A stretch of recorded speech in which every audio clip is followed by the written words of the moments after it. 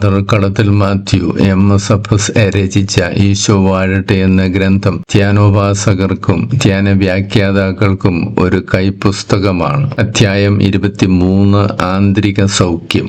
ദൈവം നമ്മെ സുഖപ്പെടുത്തുന്നു. എല്ലാ മനുഷ്യർക്കും ആന്തരിക സൗഖ്യത്തിന്റെ ആവശ്യം എപ്പോഴും ഉണ്ട്. കാരണം ഈ ഭൂമിയിൽ വെച്ച് പൂർണ്ണത നേടുവാൻ കഴിയുകയില്ലല്ലോ. വ്യക്തി അനുഭവിക്കുന്ന എല്ലാ പ്രശ്നങ്ങളും ഭൂതകാല സംഭവവുമായി ബന്ധപ്പെട്ടിരിക്കുന്നു. ഈ സംഭവങ്ങളെ മൗലിക ഓർമ്മകൾ എന്ന് പറയാം. ഉദാഹരണം: ക്ഷോഭം, പരാജയബോധം, തെറ്റായ ബന്ധം, വർണ്ണിത അനുഭവങ്ങൾ, ഭയം, ആകാംക്ഷ, ഏകാന്തത, അപകർഷതാബോധം, ലജ്ജ, ശോകഭാവം, വിദ്വേഷം, പക, അസൂയ മുതലായ ഈ ഓർമ്മകൾ പഴക്കം ചെന്നതാവാം. ജീവിതാരംഭം മുതൽ ഉള്ളവയാകാം. ഈ മൂലകാരണങ്ങൾ ഒരുവനെ അല്ലെങ്കിൽ ഒരുവളെ എപ്പോഴും അസ്വസ്ഥതയിലും അസ്വാതന്ത്ര്യത്തിലും ആക്കി തീർക്കുന്നു. ഇവ നമ്മെ പ്രവർത്തനരഹിതമാക്കുകയോ അനഭിലഷണീയമായ കാര്യങ്ങൾ ചെയ്യിക്കുകയോ ചെയ്തേക്കാം. നമ്മെ സംബന്ധിച്ചിടത്തോളം ഭൂതകാലം ആയവയും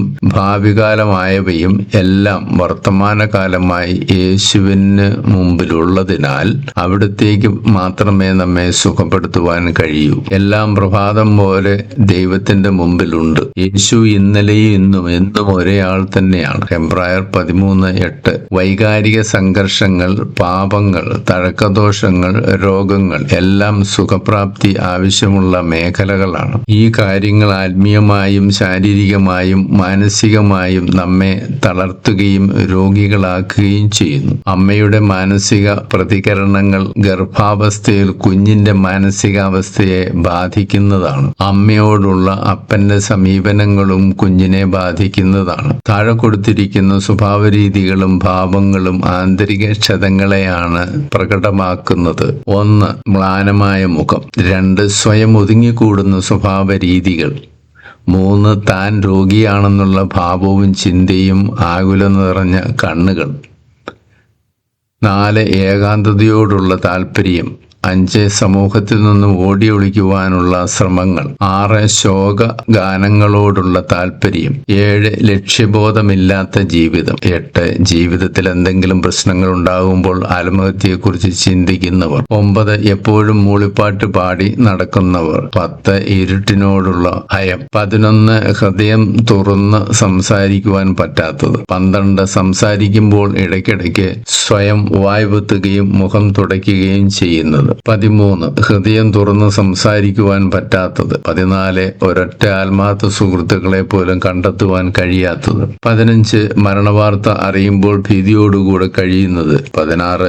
മീശയും താടിയുമുള്ള പുരുഷന്മാരെ കാണുമ്പോൾ ഉള്ളിൽ ഭയം തോന്നുന്നത്. 17. സ്ത്രീകളോട് ഇടപെടുവാനോ സംസാരിക്കുവാനോ പറ്റാത്തത്. 18. രൂക്ഷമായ പിടിവാശി. 19. എല്ലാറ്റിനോടും എല്ലാവരോടും വെറുപ്പ്. 20. സ്വയം വെറുപ്പ്. 21. എല്ലാവരെയും കുറ്റപ്പെടുത്തുന്ന വിമർശനം. 22. നിസ്സാര കാര്യങ്ങൾക്ക് പൊട്ടിത്തെറിക്കുക. 23. വിട്ടുവീഴ്ചകളില്ലാത്ത കർക്കശ സ്വഭാവം. 24. എപ്പോഴും ഒരുതരം നിർവികാരത. 25. ഉത്തരവാദിത്തങ്ങൾ നിറവേറ്റാതെ അലസരായി കഴിയുക. 26. നിറങ്ങൾ കാണുമ്പോൾ അസ്വസ്ഥത. 27. തീരെ വൃത്തിയും കൃത്യനിഷ്ഠയും ഇല്ലാതിരിക്കുക. 28. സംസാരിക്കുമ്പോൾ കരയുന്ന സ്വഭാവം. 29. എപ്പോഴും ഭയം തോന്നുന്നത്. 30. എപ്പോഴും രഹസ്യം പറയുന്ന വിധം സംസാരം. 31. ആരെയും വിശ്വാസമില്ല. 32. തുടരെ കണ്ണു ചിമ്മുക.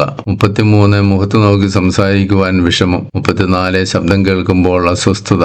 35. നിറങ്ങൾ കാണുമ്പോൾ അസ്വസ്ഥത. 36. കരയുവാൻ പറ്റാതിരിക്കുക. 37. ചിരിക്കാൻ പറ്റാതിരിക്കുക. 38. ഉറക്കത്തിൽ എഴുന്നേറ്റ് നടക്കുക. 39. നടന്നു പോകുമ്പോൾ തുടരെ പിൻപിലേക്ക് തിരിഞ്ഞു നോക്കുക. 40. എന്തെങ്കിലും പ്രവൃത്തികൾ ചെയ്യുമ്പോൾ കൈകൾ വിറയ്ക്കുക. 41. പ്രായമായിട്ട് ഉറക്കത്തിൽ മൂത്രമൊഴിക്കുക. 42. അധികാരത്തിൽ കീഴിലുള്ളവരെ അടിമകളെ പോലെ കാണുകയും അപ്രകാരം പ്രവർത്തിക്കുകയും ചെയ്യുക. 43. പുരുഷ വിരോധം. 44. സ്ത്രീ വിരോധം. 45. ഏകാഗ്രത കിട്ടാത്ത അവസ്ഥ. 46. ലൈംഗിക വികാരമില്ലായ്മ. 47. കാമവികാരത്തിൽ സ്വയംഭോഗം, സ്വവർഗഭോഗം, കന്നുകാലികളും മറ്റു ജന്തുക്കളുമായി ഭോഗം മുതലായവ. 48. അമിതമായ ലജ്ജ. 49. അലങ്കാര വസ്തുക്കളോട് അമിത താല്പര്യം. 50. മറ്റുള്ളവരെ അംഗീകരിക്കുവാൻ പറ്റാതിരിക്കുക. ശ്രദ്ധിക്കുക. 51 എപ്പോഴും ഫലിതം മാത്രം പറയുക. 52 ഒരാൾ സംസാരിക്കുമ്പോൾ ഇടയ്ക്ക് കയറി സംസാരിക്കുക. 53 തന്റെ ആശയത്തോട് പൊരുത്തപ്പെടാത്തവരെ ശത്രുക്കളായി കണക്കാക്കുക. 54 പരിസരബോധമില്ലാതെ സംസാരിക്കുകയും പ്രവർത്തിക്കുകയും ചെയ്യുക. ഭയവും ഭീതിയും ഉള്ളിൽ ഒതുക്കിക്കൊണ്ട് മറ്റുള്ളവരുടെ മുമ്പിൽ ധൈര്യശാലികളായി അഭിനയിക്കുക. 56 എപ്പോഴും ഗൗരവ സ്വഭാവം നടിച്ചു നടക്കുക. 57 സ്വയം തീരുമാനങ്ങൾ എടുക്കുവാൻ പറ്റാതിരിക്കുക. 58 അധികാരസ്ഥാനത്ത് കയറിപ്പറ്റാൻ അമിതമായ ശ്രമം നടത്തുക. 59 ഏത് കാര്യവും താൻ ചെയ്താൽ മാത്രമേ ശരിയാകൂ എന്ന് ചിന്തിക്കുക. 60 താൻ സന്തോഷമുള്ള വ്യക്തിയാണ് എന്ന് മറ്റുള്ളവരെ അറിയിക്കുവാനുള്ള പുഞ്ചിരി. 61 എവിടെയും എന്തിനേയും കുറിച്ച് തർക്കിക്കുക. 62 തുടരെ കണ്ണാടിയിൽ മുഖം നോക്കുക. 63 സമൂഹത്തിന്റെ മുമ്പിൽ നിൽക്കാൻ ഭയം. 64 ഭക്ഷണം കഴിക്കുമ്പോൾ കുനിഞ്ഞിരിക്കുക. 65 താൻ പറയുന്നതും പ്രവർത്തിക്കുന്നതും എല്ലാം ശരിയാണെന്നുള്ള ചിന്തയും ശരിയാക്കാനുള്ള ശ്രമങ്ങളും. 67 ഇടപെടാതെ സംസാരിക്കുന്ന സ്വഭാവം. 68 എല്ലാ സാഹചര്യങ്ങളിലും കയറി ഇടപെടുക. 69 സുരക്ഷിതത്വമില്ലായ്മ എന്ന് തോന്നൽ. 70 യാത്രയ്ക്കായി ഒരുങ്ങി കഴിയുമ്പോൾ കക്കൂസിൽ പോകുവാനുള്ള ശങ്ക. 71 സംസാരിക്കുന്നതിനിടയിൽ നഖം കടിക്കുക. 72 എല്ലാ കാര്യങ്ങളും ഒളിച്ചു വയ്ക്കുവാനുള്ള വ്യഗ്രത. 73 സാധാരണ പരിധിയിൽ കൂടുതൽ വൃത്തിയും കൃത്യനിഷ്ഠയും. 74 സ്വന്തം കാര്യത്തിൽ ശ്രദ്ധ. 75 ചില ഭക്ഷണ പദാർത്ഥങ്ങളോട് അതൃപ്തി. 76 എല്ലാ കാര്യങ്ങളും തങ്ങൾക്ക് അറിയണമെന്ന താല്പര്യം. 77 ലോക സന്തോഷങ്ങളോട് വെറുപ്പ്. 78 താൻ ഏകനാണ് അല്ലെങ്കിൽ ഏകയാണ് എന്ന ചിന്ത. മുകളിൽ പറഞ്ഞ വൈകല്യങ്ങൾക്ക് കാരണമായ ആന്തരിക മുറിവുകളാണ് ഭയം, അപകർഷതാബോധം, ദുഃഖം, ഏകാന്തത, കുറ്റബോധം, കാപട്യം, സ്വാർത്ഥത, നഷ്ടബോധം, ഇച്ഛാഭംഗം, സംശയം, അതൃപ്തി, ഉത്കണ്ഠ, വെറുപ്പ്, പ്രതികാരം, അംഗീകാരമില്ലായ്മ മുതലായവ. അമ്മയുടെ ഉദരത്തിലായിരിക്കുമ്പോൾ തന്നെ ഒരു കുഞ്ഞിന് താഴെ പറയുന്ന കാരണങ്ങൾ ആന്തരിക ക്ഷതങ്ങൾ ഏൽക്കാം. 1 ഇഷ്ടമില്ലാത്ത വിവാഹം. 2 ആഗ്രഹിക്കാത്ത സമയത്തുള്ള ഗർഭധാരണം. 3 ഭർത്താവിന്റെ അല്ലെങ്കിൽ ഭാര്യയുടെ ലൈംഗിക പ്രവർത്തനങ്ങളിലുള്ള അതൃപ്തി. 4 ഗർഭകാലത്ത് മറ്റു പുരുഷന്മാരിൽ നിന്നുണ്ടായ ശല്യങ്ങൾ. 5 പൂർണ്ണ ഗർഭിണിയായിരുന്നപ്പോൾ ഉണ്ടായ ലൈംഗിക ബന്ധം. 6 വഴക്കുകൾ കണ്ടുള്ള ഭയം. 7 ഇടി, മിന്നൽ, തീയ, കാറ്റ്, വെള്ളം ഇവയാലുള്ള ഭയം. 8 ഗർഭിണിയായിരുന്നപ്പോഴുണ്ടായ വീഴ്ചകൾ. 9 പട്ടി, പാമ്പ്, കന്നുകാലികൾ, മറ്റു ജന്തുക്കൾ ഇവയുടെ ഉപദ്രവമോ ഭയമോ. 10 ഞെട്ടലുകൾ, അപകടങ്ങൾ കണ്ട് ഭയം. 11 ശബ്ദം കേട്ടുള്ള ഞെട്ടലുകൾ. 12 യാത്രയിലുണ്ടായ അപകടങ്ങൾ. 13 ഇരുട്ടത്തുണ്ടായ ഭയം. 14 ഭയവും ദുഃഖവും ഉണ്ടാക്കുന്ന ചിത്രങ്ങൾ, സിനിമകൾ, നാടകങ്ങൾ, സീരിയലുകൾ. 15 എട്ടുകാലി, തേൾപ്പുഴുക്കൾ, ഓന്ത് ഇവയിൽ നിന്നുണ്ടായ ഉപദ്രവം, ഭയം മുതലായവ. 16 ദുഃഖിപ്പിക്കുന്ന ഓർമ്മകൾ. 17 അപകട മരണങ്ങളിലെയും ആത്മഹത്യയിലെയും ശവശരീരങ്ങൾ കണ്ടുണ്ടായ ഭയം. 18 ഭീകര സ്വപ്നങ്ങൾ കണ്ടുള്ള ഭയം. 19 ഗർഭമലസിപ്പിക്കുവാനുള്ള ശ്രമം പരാജയപ്പെട്ട് ജന്മം നൽകുന്നത്. 20 ശത്രുക്കളെ കുറിച്ചും കള്ളന്മാരെ കുറിച്ചും ഉണ്ടായ ഉത്കണ്ഠയും ഭയവും. 21 മാനസിക രോഗികളുടെ വിഭ്രാന്തി കണ്ടുള്ള ഭയം. 22 പ്രസവ സമയത്തുണ്ടായ മരണഭീതി. 23 ഗർഭിണിയായെന്ന് അറിഞ്ഞപ്പോഴുണ്ടായ അമിതമായ ലജ്ജ. 24 ഗർഭമലസി പോകുമോ എന്ന ഉത്കണ്ഠ. 25 കുടുംബകാര്യങ്ങളെ കുറിച്ചുണ്ടായ ഉത്കണ്ഠകൾ. 26 പ്രസവ സമയത്ത് അടുത്തുണ്ടായിരുന്നവരുടെ കുറ്റപ്പെടുത്തലുകൾ. 27 സ്വാതന്ത്ര്യമില്ലാത്ത അവസ്ഥ. 28 ഗർഭിണിയായിരുന്നപ്പോൾ ഭർത്താവിൽ നിന്ന് അകന്ന ജീവിതം. 29 ഗർഭകാലത്ത് അനുഭവിക്കേണ്ടി വന്ന സ്നേഹക്കുറവ്, കഠിന ജോലികൾ, ശാരീരിക പീഡനം. 30 പ്രിയപ്പെട്ടവരുടെ മരണം അല്ലെങ്കിൽ വേർപാട്. 31 മാന്യമായ വസ്ത്രം ധരിക്കുവാൻ പറ്റാത്തതിലുള്ള വിഷമങ്ങൾ. 32 സാമ്പത്തികമായി ഉണ്ടായ കഷ്ടതകൾ. 33 ഭർത്താവിൽ നിന്നുണ്ടായ അവഗണന, സ്നേഹക്കുറവ്. 34 തക്ക സമയത്ത് വേണ്ടത്ര ചികിത്സ കിട്ടാത്തതിലുള്ള വിഷമം. 35 സ്ത്രീധനത്തെക്കുറിച്ചും സൗന്ദര്യത്തെക്കുറിച്ചും കുറ്റപ്പെടുത്തിയുള്ള സംസാരം. 36 സമൂഹത്തിൽ വെച്ച് കളിയാക്കിയതിലുണ്ടായ വിഷമം. 37 ചെയ്യാത്ത തെറ്റിന് ശാസിക്കപ്പെട്ടതും ശിക്ഷിക്കപ്പെട്ടതും. 38 ഗർഭകാലത്തുണ്ടായ രോഗങ്ങൾ. 39 തന്റെ സൗന്ദര്യത്തെക്കുറിച്ചും കഴിവുകളെക്കുറിച്ചുമുള്ള അപകർഷത. 40 ഭക്ഷണത്തിലുണ്ടായ അതൃപ്തി. 41 ഭർത്താവിനെ കുറിച്ചുണ്ടായ സംശയം, തെറ്റിദ്ധാരണ മുതലായവ. 42 ആത്മഹത്യാ ചിന്തകൾ അല്ലെങ്കിൽ ആത്മഹത്യാ ശ്രമങ്ങൾ. വ്യക്തിക്ക് ശൈശവകാലത്തും ബാല്യകാലത്തിലും ഉണ്ടായ ആന്തരിക ക്ഷതങ്ങളുടെ കാരണങ്ങൾ: 1. മാതാവിന്റെ വെറുപ്പോടുകൂടിയുള്ള മുലയൂട്ടൽ. 2. ശബ്ദം കേട്ടുള്ള ഞെട്ടലുകൾ. 3. വീഴ്ചകൾ, അപകടങ്ങൾ, രോഗങ്ങൾ, നിർബന്ധപൂർവ്വം മുലകുടി മാറ്റുന്നത്. 5. അമ്മ അടുത്ത കുഞ്ഞിനെ ഗർഭം ധരിച്ചപ്പോൾ അമ്മയിൽ നിന്നുണ്ടായ അകൽച്ച. 6. ഇരട്ടക്കുട്ടികൾ ജനിച്ചത്. 7. മുലപ്പാൽ തീരെ ലഭിക്കാതിരുന്നത്. 8. മറ്റുള്ളവർ ഭയപ്പെടുത്തിയത്. 9. സ്വപ്നങ്ങൾ കണ്ട് ഭയപ്പെട്ടത്. 10. പിതാവിന്റെ കർക്കശ സ്വഭാവ രീതി. 11. അമ്മയുടെ അകൽച്ച. 12. കഠിനമായ ശിക്ഷകൾ. 13. സ്വാതന്ത്ര്യമില്ലാത്ത അവസ്ഥ. 14. മനസ്സിന് ഇടിവ് വരുത്തുന്ന പേരുകൾ വിളിക്കുന്നത്. 15. ദാരിദ്ര്യ ദുഃഖങ്ങൾ. 16.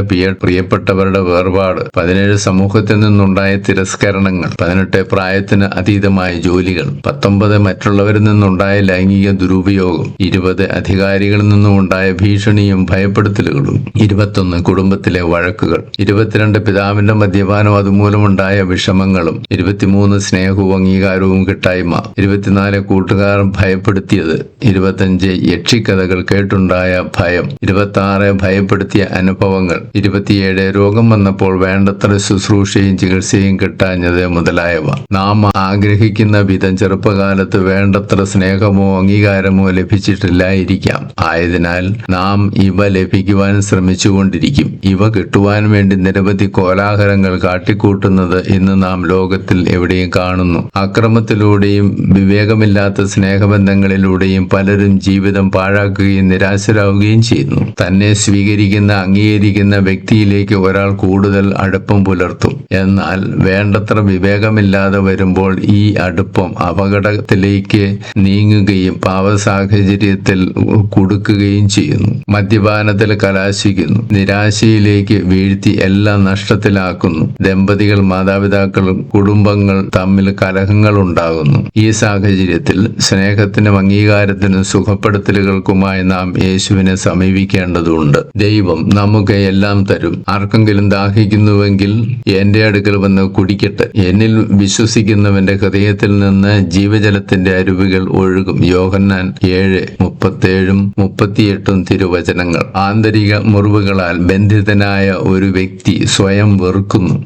തന്നെ അംഗീകരിക്കുന്നവർ തങ്ങളുടെ സഹോദരങ്ങളെയും അംഗീകരിക്കും. ആന്തരിക ക്ഷതങ്ങൾ ഇല്ലാത്തവരായി ആരും ഇല്ലല്ലോ. ആന്തരിക ക്ഷതങ്ങൾ ഒരു വ്യക്തിയെ ബാധിക്കുന്നത് ആ വ്യക്തിയുടെ മനസ്സിന്റെ അവസ്ഥ അനുസരിച്ചായിരിക്കും. യോഹന്നാൻ 5:14, നിയമാവർത്തനം 24:11 മുതൽ 18 വരെയുള്ള വചനങ്ങൾ. ജ്ഞാനം 12:1 മുതൽ 7 വരെയുള്ള വചനങ്ങൾ. ജ്ഞാനം 11:15-16 തിരുവചനങ്ങൾ. നമ്മെ സുഖപ്പെടുത്തുവാൻ കാലമോ ദൂരമോ സമയമോ ഒന്നും യേശുവിന് ഒരു തടസ്സമല്ല. യേശുവിന് നമ്മെ പൂർണ്ണമായി സുഖപ്പെടുത്തുവാൻ കഴിയും. വിശ്വാസത്തോടെ പ്രാർത്ഥിച്ചാൽ യേശു നമ്മെ സുഖപ്പെടുത്തും. അവിടുന്ന് നമ്മെ അരൂപിയിൽ ജനിപ്പിച്ച് വീണ്ടും ദൈവമക്കളാക്കും. ആന്തരിക സൗഖ്യപ്രാപ്തിക്ക് ആവശ്യകമായ കാര്യങ്ങൾ: 1. യേശുവിനെ നിന്റെ രക്ഷകനും നാഥനും ഭാവവിമോചകനും സൗഖ്യദായകനുമായി സ്വീകരിക്കുക.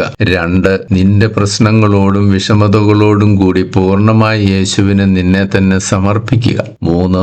സൗഖ്യം ലഭിക്കേണ്ട എല്ലാ മേഖലകളിലേക്കും കർത്താവിന്റെ അരൂപിയുടെ പ്രകാശം ചൊരിയണമേ എന്ന് പ്രാർത്ഥിക്കുക. 4. പ്രശ്നങ്ങൾ ഉത്ഭവിച്ച കഴിഞ്ഞകാല സംഭവങ്ങളിലേക്ക് കർത്താവിനെ കൂട്ടിക്കൊണ്ട് നടക്കുക. 5. എക്കാലവും ദൈവം നൽകിയ എല്ലാ അനുഗ്രഹങ്ങൾക്കും നന്ദി പറയുക. തിക്താനുഭവങ്ങൾക്ക് കാരണമായവരോട് ആത്മാർത്ഥമായി ക്ഷമിക്കുകയും അവരെ അനുഗ്രഹിക്കുകയും ചെയ്യുക. അവർക്ക് വേണ്ടി പ്രാർത്ഥിക്കുക. നീ കാരണം ആർക്കെങ്കിലും നിരാശയോ ദുഃഖമോ വേദനയോ ഉണ്ടായിട്ടുണ്ടെങ്കിൽ അവരോട് ക്ഷമ ചോദിക്കുക. 8. ഓർമ്മകളെയെല്ലാം യേശുവിന്റെ മുമ്പാകെ സമർപ്പിച്ച് സുഖപ്പെടുത്തുകയും വിമോചിപ്പിക്കുകയും സ്വാതന്ത്ര്യം നൽകുകയും ചെയ്യണമെന്ന് പ്രാർത്ഥിക്കുക. 9. പൂർവ്വകാല സ്മരണകൾ ഉളവാക്കിയ മുറിവുകളെയും പാടുകളെയും ഭേദപ്പെടുത്തുകയും ദുരന്താനുഭവങ്ങൾ, ദുഃഖം, ഭീതി, നീരസം തുടങ്ങിയവയെ കഴുകിക്കളയുകയും തലസ്ഥാനത്ത് അവിടുത്തെ സ്നേഹവും ശ്രദ്ധയും സംരക്ഷണവും ക്ഷമയും കൊണ്ട് നിറയ്ക്കുകയും ചെയ്യണമെന്ന് പ്രാർത്ഥിക്കുക. 10.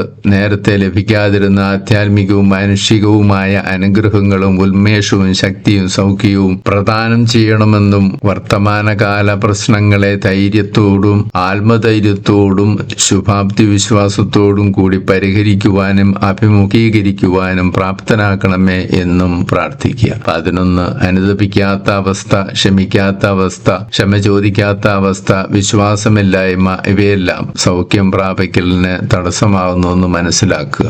ആന്തരിക സൗഖ്യത്തിനു വേണ്ടിയുള്ള പ്രാർത്ഥന ഒരിക്കലും ഫലപ്രദമാകാതിരിക്കില്ല. മുകളിൽ പറഞ്ഞ കാര്യങ്ങൾ വിശ്വസ്തതാപൂർണമായി പാലിച്ചാലും ആറാമത്തെ ഘടകം പരമപ്രധാനമാണ്. എല്ലാവരോടും എല്ലാറ്റിനോടും നിരുപാധികം ക്ഷമിക്കുകയും ക്ഷമ ചോദിക്കുകയും ചെയ്യുക എന്നുള്ളത്. ഈശോയുടെ ഈ മനോഭാവം ഇല്ലാത്തപ്പോൾ പരാജയം നമ്മുടെ ജീവിതത്തെ ആവരണം ചെയ്തേക്കാം. നന്ദിയുടെയും സ്തോത്ര പ്രാർത്ഥനയുടെയും ജീവിത രീതികൾ സൗഖ്യദായകനായ യേശുവിനെ വേഗം വിളിച്ചു വരുത്തുന്നതാണ്. ആവശ്യമുള്ളപ്പോഴെല്ലാം ആന്തരിക സൗഖ്യത്തിനു വേണ്ടി ആവശ്യമുള്ളതെല്ലാം പ്രാർത്ഥിക്കുക. നമുക്ക് സൗഖ്യം നൽകുന്നതിൽ കർത്താവായ യേശുവിന് ആനന്ദമാണുള്ളത്. ആത്മപരിശോധനയ്ക്കും ഈ ആന്തരിക സൗഖ്യ പ്രാർത്ഥന ഉതകുന്നതാണ്. ഒറ്റയ്ക്കും കൂട്ടമായും ഈ പ്രാർത്ഥന ചൊല്ലാവുന്നതാണ്. ധ്യാനാത്മകമായി അനുഗ്രഹങ്ങൾ അനുഭവിച്ചുകൊണ്ട് പ്രാർത്ഥന നടത്തുക. ഓർമ്മകളെ വേദനിപ്പിക്കുന്ന കാര്യങ്ങളാണ് ഭയം, സങ്കടം, ദുഃഖം, വ്യസനം, ഉത്കണ്ഠ, ആകുലത, ദേഷ്യം, കോപം, പക, അപകർഷതാബോധം, കുറ്റബോധം മുതലായവ. ഞാൻ ചെയ്യുന്ന പ്രവൃത്തികൾ തന്നെ എനിക്ക് മനസ്സിലാകുന്നില്ല. എന്തെന്നാൽ ഞാൻ ഇച്ഛിക്കുന്നതല്ല വെറുക്കുന്നതാണ് ഞാൻ പ്രവർത്തിക്കുന്നത്. റോമ 7:15. നന്മ ചെയ്യണം, തിന്മ ചെയ്യരുത് എന്നതാണ് തത്വം. മനുഷ്യന്റെ പ്രവൃത്തിയെ നയിക്കുന്നത് വികാരങ്ങളാണ്. നല്ല വികാരം നന്മയിലേക്ക് നയിക്കുന്നു. വികാരത്തിന്റെ പിന്നിലും ഒരു അനുഭവം ഉണ്ടായിരിക്കുമല്ലോ. നല്ല അനുഭവവും മോശമായ അനുഭവവും ഉണ്ടാകാം. അമ്മയുടെ ഉദരത്തിൽ ഉരുവാകുന്ന നിമിഷം മുതൽ ഓർമ്മ വയ്ക്കുന്നത് വരെ സംഭവിച്ച അമ്മയിലൂടെ കടന്നു വന്ന എല്ലാ വേദനിപ്പിക്കുന്ന ഓർമ്മകളും മുറിവുകളായ അബോധ മനസ്സിൽ ഇന്നും ഉണ്ട്. ഓർമ്മ വച്ചതിന് ശേഷമുള്ള വേദനകൾ ഉപബോധ മനസ്സിൽ നിലനിൽക്കുന്നു. അമ്മയായ മറിയം എലിസബത്തിനെ അഭിവാദ്യം ചെയ്തപ്പോൾ ശിശു സന്തോഷം കൊണ്ട് തുള്ളിച്ചാടി. ലൂക്ക 1:44. ഗർഭസ്ഥ ശിശു ആയിരുന്നപ്പോൾ ഓർമ്മകളെ വേദനിപ്പിക്കുന്ന കാര്യങ്ങൾ അമ്മയിലൂടെ നമുക്ക് ലഭിച്ചിട്ടുണ്ടാവാം. അവ അമ്മ വേദനിച്ചപ്പോഴും സങ്കടപ്പെട്ടപ്പോഴും ഭയപ്പെട്ടപ്പോഴും